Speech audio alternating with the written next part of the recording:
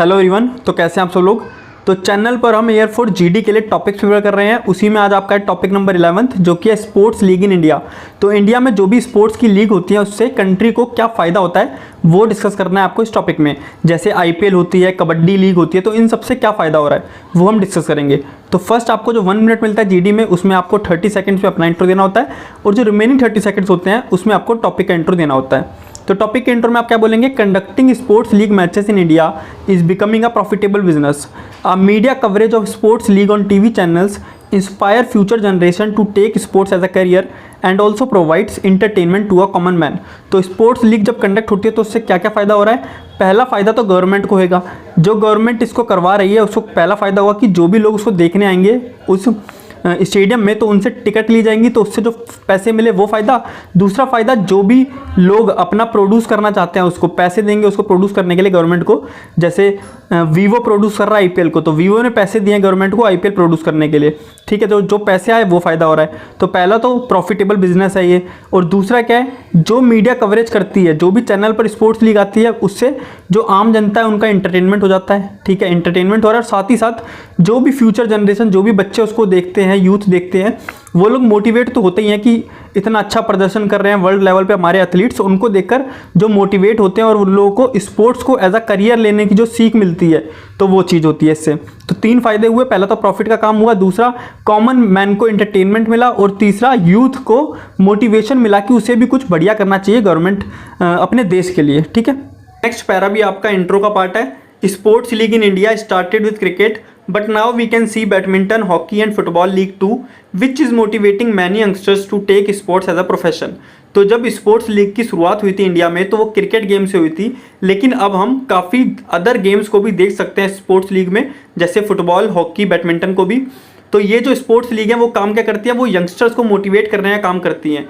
जब कोई भी व्यक्ति देखता है स्पोर्ट्स लीग को, उसमें देखता है कि हमारी देश का खिलाड़ी कोई बहुत अच्छा प्रदर्शन कर रहा है और लोग उसको देखकर कितना खुश हो रहे हैं, तो वो भी मोटिवेट होता है कि हाँ यार, मुझे भी ऐसा ही कुछ करना चाहिए, मुझे भी स्पोर्ट्स में जाना चाहिए ताकि मैं भी इतना नाम कमा सकूँ और मेरी भी इतनी इज्जत हो। तो स्पोर्ट्स लीग जो हमारे आज के यंगस्टर्स हैं उनको मोटिवेट कर रही हैं कि वो भी स्पोर्ट्स में अपनी भागीदारी निभाएं और स्पोर्ट्स को सीरियस ले और सीरियसली उसमें कुछ करके दिखाएं, ठीक है। तो ये था आपका पूरा स्पोर्ट्स लीग का इंट्रो में मैंने बात करी कि गवर्नमेंट को क्या फ़ायदा हो रहा है, कॉमन मैन को क्या फ़ायदा है, और साथ में हमारे यंगस्टर्स को कैसे फ़ायदा मिल रहा है स्पोर्ट्स लीग कंडक्ट होने का हमारी कंट्री के अंदर। एक एडवाइस आप सभी के लिए रहेगी कि आप किसी भी टॉपिक को लाइन बाय लाइन रटने की कोशिश ना करें।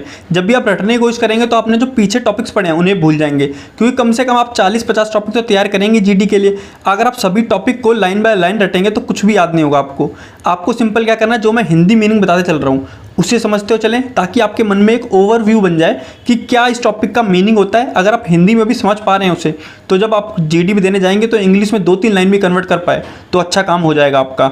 और आप थोड़ा याद रखें कि उसके क्या पॉजिटिव बन सकते हैं और क्या नेगेटिव चीज़ें बन सकती हैं। सिंपल आपको ये करना है, रटने की कोशिश नहीं करनी है। तो अगर आप डिफेंस के लिए प्रिपेयर कर रहे हैं और आप ऑनलाइन कोचिंग लेने के लिए प्लान कर रहे हैं तो आपके लिए अनअकैडमी का सब्सक्रिप्शन यहाँ पे बेस्ट रहेगा, क्योंकि यहाँ पर आपको मिनिमम फी में काफ़ी सारे बेनिफिट्स मिल जाते हैं, ठीक है। और अभी इन्होंने जो नया प्लान निकाला है जिसमें एनडीए के लिए स्पेशल बैच और air force XY, navy, coast guard, ये जो तीनों एक ही टाइप के एग्जाम है, इन तीनों के लिए एक स्पेशल बैच।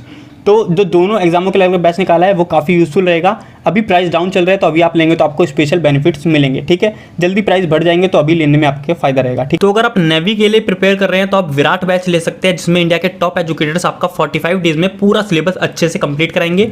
और अगर आप एनडीए के लिए प्रिपेयर कर रहे हैं तो आप एम एनडीए बैच को ज्वाइन कर सकते हैं। यहाँ पे एक्स्ट्रा बेनिफिट जो आपको मिल जाएंगे प्लस सब्सक्रिप्शन लेने पे, तो 6 मंथ पे 2 मंथ का प्लस सब्सक्रिप्शन फ्री मिलेगा और 24 मंथ पे 4 मंथ का। ऐसी एनडीए में आपको 12 मंथ सब्सक्रिप्शन के साथ 12 मंथ का एसएसबी की जो कोचिंग है वो आपको मुफ्त में मिल जाएगी। आप फीस स्ट्रक्चर देख सकते हैं। ये फीस स्ट्रक्चर है एयरफोर्स, नेवी और कोस्ट गार्ड के एग्जाम के लिए जो तेजस बैच है। उसमें आप क्या है, अगर आप 12 मंथ सब्सक्रिप्शन लेते हैं तो आपको 5500 का पड़ेगा, जिसमें आपको पर मंथ फीस सिर्फ 458 रुपये पड़ेगी, 458 रुपीज़, ठीक है। और यहाँ पर भी आपको एक्स्ट्रा बेनिफिट मिलेगा आप अगर ज्ञानी 10 कूपन कोड मेरा यूज़ करते हैं तो। ऐसी एनडी का सब्सक्रिप्शन में आपको जो 12 मंथ का कोर्स है वो 8800 का पड़ेगा, क्योंकि इसमें आपको एसएसबी की तैयारी भी कराई जाएगी। और यहाँ पे आपको पर मंथ फीस 733 रुपये सिर्फ पड़ेगी, ठीक है। कूपन कोड जरूर यूज़ करें मेरा ज्ञानी 10, इससे आपको 10% एक्स्ट्रा बेनिफिट मिलेगा। तो जब सभी कैंडिडेट्स अपना इंट्रो दे देते हैं उसके बाद स्टार्ट होता है आपका कॉमन जीडी। कॉमन जीडी में आपको क्या करना होता है, जो भी आपका टॉपिक है उससे रिलेटेड जो भी पॉइंट बनते हैं उसे आपको बोलना होता है, ठीक है। तो फर्स्ट पॉइंट आप क्या बोल सकते हैं इस टॉपिक से, parents will not hesitate any more if their children take sports as career. तो अब के जो पेरेंट्स हैं वो घबराते नहीं हैं अगर उनके बच्चे स्पोर्ट्स को करियर के रूप में लें। पहले क्या होता था, अगर आप बोलते अपने माता पिता से आज से 20 साल पहले कि मैं स्पोर्ट्स को ही अपना करियर बनाऊंगा, खेल कूद करूंगा सिर्फ और पढ़ूंगा लिखूंगा नहीं, तो वो गुस्सा ही होंगे और आपको मारेंगे, ठीक है। लेकिन अब क्या है, अगर आप बोले कि हाँ मैं एक स्पोर्ट्स में अच्छा हूँ और मैं इसी को करना चाहता हूँ, मैं जो जॉब करूँगा वो भी इसी स्पोर्ट्स के थ्रू करूँगा, तो आपके घर वाले क्या होंगे, आपका सपोर्ट भी कर सकते हैं, आपका सपोर्ट करेंगे। क्योंकि अब स्पोर्ट्स का जो हालत है वो इंडिया में काफ़ी ज़्यादा अच्छी हो चुकी है। अब जो स्पोर्ट्स लीग के जरिए हम देखते हैं टीवी में कि जो भी विनर होता है स्पोर्ट्स का, उसे काफ़ी ज़्यादा मान सम्मान मिलता है, अच्छी जॉब मिलती है, अच्छा उसे कैश प्राइज़ मिलता है। तो इन सबको देखकर पेरेंट्स के मन में भी जो दिक्कतें थी, परेशानियां थी, अगर स्पोर्ट्स को उनका बच्चा कैरियर के रूप में लेता है तो उसको देखकर जो उनके मन में अड़चने रहती थी वो भी दूर हो गई हैं। उनको भी अब पता चल गया है कि स्पोर्ट्स से कितने फ़ायदे होते हैं, स्पोर्ट्स को करियर चुनने का क्या फ़ायदा है अब तो नहीं पता चल चुका है, ठीक है। Because Indian government gives cash prizes and awards. तो जब हम देखते हैं स्पोर्ट्स लीग तो उसके एंड में जब कोई विनर होता है तो इंडियन गवर्नमेंट उसे कैश प्राइज़ देती है, अवार्ड देती है। और साथ ही साथ गवर्नमेंट ने एक और काम करा है, government also introduce sports quota to encourage sports. तो आप सभी ने सुना होगा स्पोर्ट्स कोटा के थ्रू गवर्नमेंट जॉब मिलती है। तो जो भी नेशनल और इंटरनेशनल लेवल पे विनर होते हैं गेम्स के, तो उनको स्पोर्ट्स कोटा के थ्रू गवर्नमेंट जॉब भी मिलती है। तो ये सब चीज़ें फैक्टर हैं जो कि स्पोर्ट्स को हमारी कंट्री में इनकरेज कर रहे हैं, ठीक है। नेक्स्ट पॉइंट जो आप बोल सकते हैं वो है the state and national government should provide better infrastructure, facilities and coaching for youngsters. Schools and colleges should encourage the student to take up sports seriously. तो काफ़ी ज़्यादा कॉमन पॉइंट्स है, ज़्यादातर स्टूडेंट्स ये पॉइंट बोलते ही हैं कि क्या क्या गवर्नमेंट को क्या करना चाहिए, और आपको ईजिली याद भी हो जाएगा ये। तो अगर आपको कोई भी पॉइंट याद ना है तो आप ये पॉइंट बोल सकते हैं, क्योंकि ज़्यादा इफेक्टिव पॉइंट नहीं है, लेकिन कुछ भी अगर याद नहीं आ रहा है तो उससे तो अच्छा है कि आप इस पॉइंट को बोल दें कि गवर्नमेंट को क्या करना चाहिए। गवर्नमेंट को बेटर इंफ्रास्ट्रक्चर देना चाहिए, फैसिलिटी देनी चाहिए, कोचिंग प्रोवाइड करनी चाहिए उन यंगस्टर्स को जो कि स्पोर्ट्स में पार्टिसिपेट करना चाहते हैं। और स्कूल एंड कॉलेजेस की जिम्मेदारी बनती है कि वो स्टूडेंट्स को स्पोर्ट्स के बारे में जागरूक करें और उनको इनकरेज करें कि वो स्पोर्ट्स को सीरियसली लें, ठीक है। तो काफ़ी सिंपल सा पॉइंट है। नेक्स्ट है आपका 3rd नंबर पॉइंट, और काफ़ी ज़्यादा इंपॉर्टेंट है, इसे अच्छे से समझने की कोशिश कीजिएगा। नेक्स्ट है आपका पॉइंट नंबर 3rd, और ये काफ़ी ज़्यादा इंपॉर्टेंट है, इसे अच्छे समझिएगा। Sports league encourages many sports and boosted economic standard of the players. Sports league also generate revenue for the country. तो स्पोर्ट्स लीग के क्या फ़ायदे हो रहे हैं इसमें हम वो डिस्कस कर रहे हैं। पहला तो ये काफ़ी सारे स्पोर्ट्स को इनकरेज कर रही है हमारी कंट्री में। पहले क्या होता, सिर्फ क्रिकेट लीग होती थी और उन्हीं के जो प्लेयर्स थे उन्हीं को फ़ायदा होता था सिर्फ। लेकिन अब हम देखते हैं कि football league, kabaddi league, hockey league, काफ़ी सारे स्पोर्ट्स की लीग होती है, तो उनके जो प्लेयर्स हैं सभी को फ़ायदा मिल रहा है। सभी को मतलब जब स्पोर्ट्स लीग में पार्टिसिपेट करेंगे तो उन्हें सैलरी मिलेगी, है ना, उनका जो इकोनॉमिक स्टैंडर्ड है वो बूस्ट होगा, वो बढ़ेगा। तो स्पोर्ट्स लीग क्या कर रही है, रेवेन्यू जनरेट कर रही है कंट्री के लिए, और साथ ही साथ जो स्पोर्ट्स पर्सनल है, जो डिफरेंट स्पोर्ट्स से बिलोंग करते हैं, उन सभी को ही रेवेन्यू प्रोवाइड करा रही है। तो ठीक है, इससे क्या क्या फ़ायदा हो रहा है आपने देखा, कंट्री को भी फ़ायदा हो रहा है, साथ में जो भी कैंडिडेट्स हैं, जो भी प्लेयर्स हैं जो उसमें पार्टिसिपेट कर रहे हैं, उन सबको भी फायदा हो रहा है, उनका इकोनॉमिक स्टैंडर्ड बूस्ट हो रहा है, ठीक है। आगे आपका until recently India concentrated on cricket only, but now a few more sports got attention due to sports league, but still there are more sports which need media coverage and publicity. तो अभी जो मैंने point बोला वही है यहाँ पर भी, कि इंडिया ने अभी तक किस पे कंसंट्रेट किया था, सिर्फ क्रिकेट पे कंसंट्रेट किया था, लेकिन स्पोर्ट्स लीग के जरिए अब क्या हो रहा है, और जो स्पोर्ट्स हैं, फ्यू मोर स्पोर्ट्स, उनको भी अटेंशन मिलने लग गया, वो भी इंकरेज होने लगे हैं।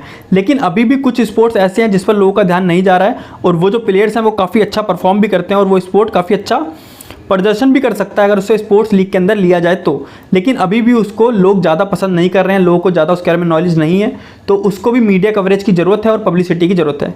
तो काफ़ी अच्छे हालात हो चुके हैं स्पोर्ट्स लीग के जरिए काफ़ी सारे स्पोर्ट्स के, लेकिन कुछ स्पोर्ट्स ऐसे हैं जो अभी भी पिछड़े हुए हैं, जिनके बारे में लोग ज़्यादा नहीं जानते हैं, तो उनको भी मीडिया कवरेज की ज़रूरत है ताकि उनको भी पब्लिसिटी मिल सके, ठीक है। तो ये था इस पॉइंट में। तो ओवरऑल इस पॉइंट की बात करें तो हमने इसमें पढ़ा कि स्पोर्ट लीग के जरिए पहला जो काम होता है वो जनरेट होता है रेवेन्यू, जो गवर्नमेंट है उसके लिए पैसे बनेंगे, प्रॉफिट होगा, और साथ ही में जो प्लेयर्स हैं जो इसमें पार्टिसिपेट कर रहे हैं उनके लिए भी रेवेन्यू जनरेट होगा, उनका जो इकोनॉमिक स्टैंडर्ड है वो अप हो जाएगा। और दूसरा हमने बात करा कि इंडिया में स्पोर्ट्स लीग के जरिए काफ़ी सारे स्पोर्ट्स को अटेंशन मिला है, काफ़ी सारे स्पोर्ट्स की हालत अच्छी हो चुकी हैं, लेकिन अभी भी कुछ स्पोर्ट्स हैं जिनके हालात अच्छे नहीं हैं, जिनको भी अभी भी मीडिया कवरेज और पब्लिसिटी की ज़रूरत है, ठीक है। नेक्स्ट हम बात करते हैं कंक्लूजन पार्ट की। कंक्लूजन पार्ट काफ़ी ज़्यादा इंपॉर्टेंट होता है, इसे अच्छे से समझिएगा।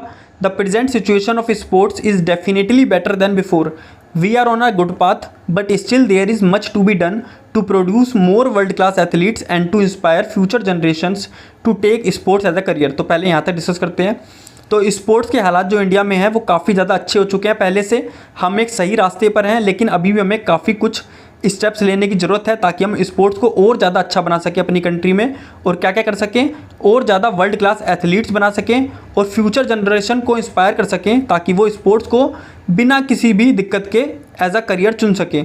अभी भी काफ़ी सारी जगह पे क्या है, अगर कोई सोचे कि मैं स्पोर्ट्स को एज अ प्रोफेशन लेता हूँ, करियर लेता हूँ, तो उसके लिए परेशानी हो सकती है। उसके क्षेत्र में हो सकता है उसे ढंग से फैसिलिटी ना मिले, इंफ्रास्ट्रक्चर ऐसा ना हो, वहाँ के लोगों के जो समझ है वो ऐसी ना हो, तो काफ़ी सारी चीज़ें हो सकती हैं। लेकिन अभी हमें क्या करना चाहिए, और भी काफ़ी सारे स्टेप्स लेने चाहिए ताकि ये दिक्कतें जो हैं वो ना आगे झेलनी पड़े लोगों को, और जो और काफ़ी सारे अच्छे वर्ल्ड क्लास के एथलीट्स हैं वो हमारी कंट्री में हो सकें। अब हम आगे पढ़ते हैं। Fast growing sports industry will also provide us more employment opportunity. तो जो स्पोर्ट्स इंडस्ट्री है जो कि दिन पर दिन बड़ी होती जा रही है, वो आगे चल के हमें और ज़्यादा स्पोर्ट्स में एम्प्लॉयमेंट अपॉर्चुनिटीज़ बनाएगी, हमें और ज़्यादा रोजगार के अवसर प्रदान करेगी। लेकिन हमें भी उसके लिए तैयार होना पड़ेगा और हमें भी अपने जो लोग हैं उन्हें स्पोर्ट्स की तरफ और ज़्यादा आकर्षित करना पड़ेगा। ठीक है, तो ये था आपका कंक्लूजन पार्ट में।